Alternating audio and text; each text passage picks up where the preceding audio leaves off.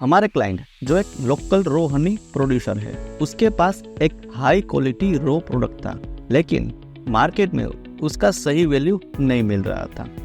Wholesaler price को control करके और खुद का ब्रांडिंग करके ज़्यादा प्रॉफिट कमा रहे थे। जब हमने ये प्रोजेक्ट शुरू किया, हमारा मिशन था कि उनके हनी को एक बल्क प्रोडक्ट से एक ऐसी ब्रांड में ट्रांसफॉर्म करिए जैसे प्रोडक्ट डायरेक्ट कस्टमर तक पहुंचा सके। पहला चैलेंज था कि हनी को अपनी आइडेंटिटी देना, ऐसी जो लोगों से कनेक्ट हो। इसके लिए हमने ग्राउंड अप से एक ब्रांड बनाया जिसमें सब कुछ था, एक यूनिक लोगो से लेकर वाइब्रेंट पैकेजिंग जो प्रोडक्ट की प्योरिटी को रिफ्लेक्ट कर सके। फिर अगला चैलेंज था सीधा कस्टमर तक पहुंचाना। ट्रेडिशनल होलसेलर रूट से निकलने के लिए हमने एक डिजिटल मार्केटिंग जरूरत थी जो बायर के साथ डायरेक्ट कनेक्शन बना सके। हमने एक ई कॉमर्स वेबसाइट लॉन्च की, एसईओ को लोकल टारगेटिंग के लिए ऑप्टिमाइज किया और एक ऐसी सोशल मीडिया प्रेजेंस की कि जो लोगों को ब्रांड की और उसकी कहानी की तरफ खींच सके। तीसरा चैलेंज था मैनेजमेंट। जैसे जैसे सेल्स बढ़ता है, उन्हें मैनेज करना भी उतना ही मुश्किल होता है। सेल्स, स्टॉक, पेमेंट, ये सब सिंक्रोनाइज करना पड़ता है। इन सब के ऑपरेशन के स्ट्रीमलाइन करने के लिए हमने उसके लिए एक customize ERP software solution develop किया जो सब कुछ एक ही सिस्टम से मैनेज कर सके। ये एक सोलो एफर्ट नहीं था, हमारी टीम ने मिलकर ये सब चैलेंज को काफ़ी अच्छी से सॉल्व किया। तो चलो हमारी टीम से उनके एक्सपीरियंस सुनते हैं। एक ब्रांड का फाउंडेशन होता है उसका लोगो, और लोगो डिज़ाइन की प्रोसेस स्टार्ट होती है रिसर्च वर्क से, जिसमें ब्रांड आइडेंटिटी, कंपेटिटर्स और ऑडियंस को समझना ज़रूरी है, जो मेरी ब्रांडिंग प्रोसेस का फर्स्ट स्टेप था। मुझे कुछ मिनिमल और इम्पैक्टफुल क्रिएट करना था। ब्रांड को एक्यूरेटली रिप्रेजेंट करने के लिए मैंने शेप्स और कलर्स के कॉम्बिनेशन पर ब्रेनस्टॉर्मिंग किया और उन्हें हनी बी और फ्लावर जैसे एलिमेंट्स के साथ इंटीग्रेट करने की कोशिश की। मल्टीपल स्केचेस के बाद मैंने फाइनली एक ऐसा लोगो डिज़ाइन किया जो मुझे वर्सेटाइल लगा, जो छोटी से छोटी जगह पर भी इम्पैक्ट क्रिएट कर रहा था। लोगो फाइनलाइज होने के बाद नेक्स्ट स्टेप था पैकेज डिज़ाइनिंग। मेरा गोल था कुछ सिंपल येट वाइब्रेंट बनाना जो शेल्फ पर अट्रैक्टिव लगे। इन दी एंड हमें एक ऐसा डिज़ाइन मिला जो हनी की नेचुरल प्योरिटी को रिफ्लेक्ट करे ताकि ब्रांड ट्रस्ट बिल्ड हो सके।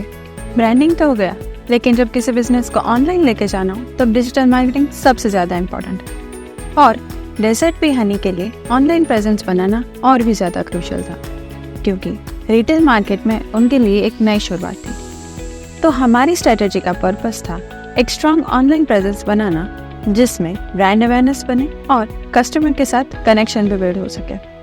अब बात करते हैं कैसे एक इम्पैक्टफुल वेबसाइट इस ब्रांड के लिए पहला स्ट्रॉन्ग इम्प्रेशन बनाती और पोटेंशियल कस्टमर्स को अट्रैक्ट करती है।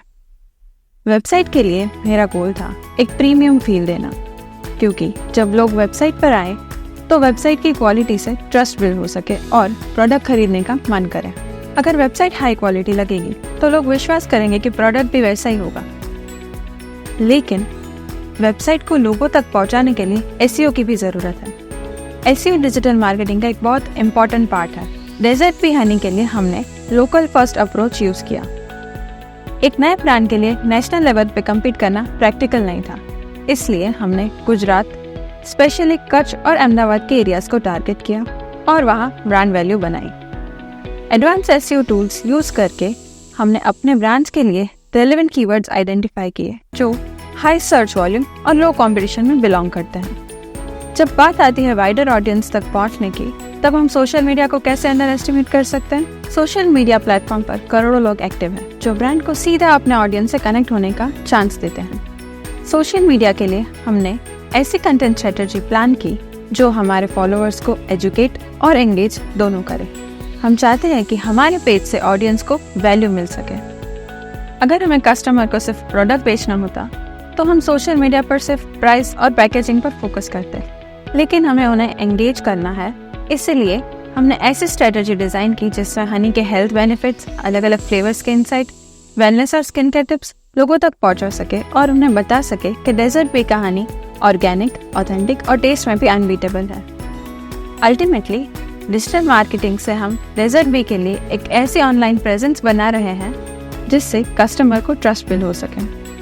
जैसे ही डेजर्ट बी की ऑनलाइन प्रेजेंस बढ़ती गई, उनके सेल्स भी काफ़ी बूस्ट होते गए। इससे 2 चैलेंजेस आए। पहला, सेल्स को इफेक्टिवली मैनेज करना, और दूसरा, बिजनेस के सारे एरियाज जैसे मैन्युफैक्चरिंग, सेल्स, स्टॉक और पेमेंट्स को सिंक में रखना। इस प्रॉब्लम को सॉल्व करने के लिए हमने डेजर्ट बी के लिए एक कस्टमाइज्ड ERP सॉफ्टवेयर सॉल्यूशन बनाया जो उन्हें सब कुछ एक ही सिस्टम पे मैनेज करने में मदद करता है। ये सॉफ्टवेयर सॉल्यूशन से उन्हें मल्टीपल स्टोर्स मैनेज करने में आसानी हुई और उनके स्टॉक लेवल्स भी एक्यूरेटली ट्रैक हो पाए और कस्टमर डेटा स्टोर करके उनके व्हाट्सएप नंबर पे डायरेक्टली इनवॉइस भेज पाए, जिससे उनका बिलिंग प्रोसेस और भी एफिशिएंट हो गया। इसके अलावा इनवॉइस और पेमेंट डिटेल्स से ये देखना आसान हो गया कि किस कस्टमर से कितना पेमेंट लेना है और उसका स्टेटस क्या है। ये ही नहीं, हमारे सॉफ्टवेयर की मदद से उन्हें रेलेवेंट रिपोर्ट्स भी मिलने लगे, जिससे उन्हें फ्यूचर डिसीजंस लेने में आसानी होगी। इस कस्टमाइज्ड ERP सॉफ्टवेयर से डेजर्ट बी के लिए ऑपरेशंस को स्ट्रीमलाइन करना न सिर्फ आसान हुआ, पर उनका मैनेजमेंट भी और इफेक्टिव बन गया। अब वो अपने multiple stores, stock levels, customer information और बिलिंग प्रोसेस को एक ही प्लेटफॉर्म पर इफेक्टिवली हैंडल कर पा रहे हैं।